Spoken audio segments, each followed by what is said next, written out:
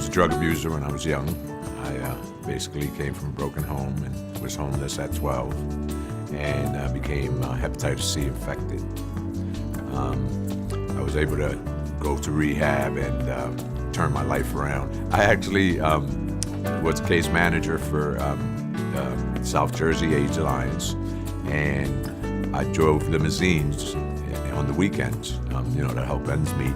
And I met someone, he asked me if I wanted to attend the fight, and I said, sure. And at that time, since I drove limo, I went right after work and I was wearing a tuxedo. So little did I know that he was actually a reporter for this internet station called Latino Sports. And we ran into George Foreman in the hallway. He said, hey, how would you like to do an interview? I'm like, are you kidding me? He goes, no, here. And he gave me the mic, and I did an interview. And he just looked at me and said, man, you're great. He said, you're hired. I'm like, wow. And that's how I started doing that. I did that for about 5 or 6 years until I became very sick because of the hepatitis C. Started to experience liver failure. I live in Vineland, New Jersey, and they have a Vineland Regional hospital there, but they didn't really specialize in what I was suffering from. It came to the point where they told me they couldn't do anything else for me, and in their opinion, they thought I had to the end of the week. At that point, I reminded the doctor that it was Thursday, and he really scared me, so I signed myself out and called Dr. Malik, who admitted me to Our Lady of Lourdes.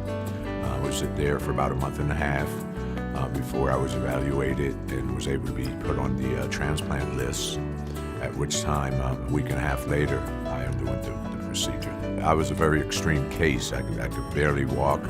I was bloated to the point where I was 400 pounds, urinating blood on a daily basis, and needed blood on a daily basis. Dr. Malik and his bedside manner just really made me feel that I did have hope and that there was something that could be done.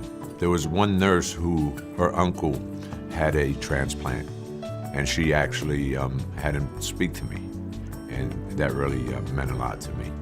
And then, no question, Dr. Radomski, the surgeon, basically had a very big impact on the care I received. The surgery was completed on November 4th. I was home by November 11th. The staff here at Lourdes still continues to be a big part of my life. We have a support group that I attend, and I'm able to reach out to them, give them the help that I've received here, taking a big step towards living a normal life. It feels good to be able to make plans and have ambitions again.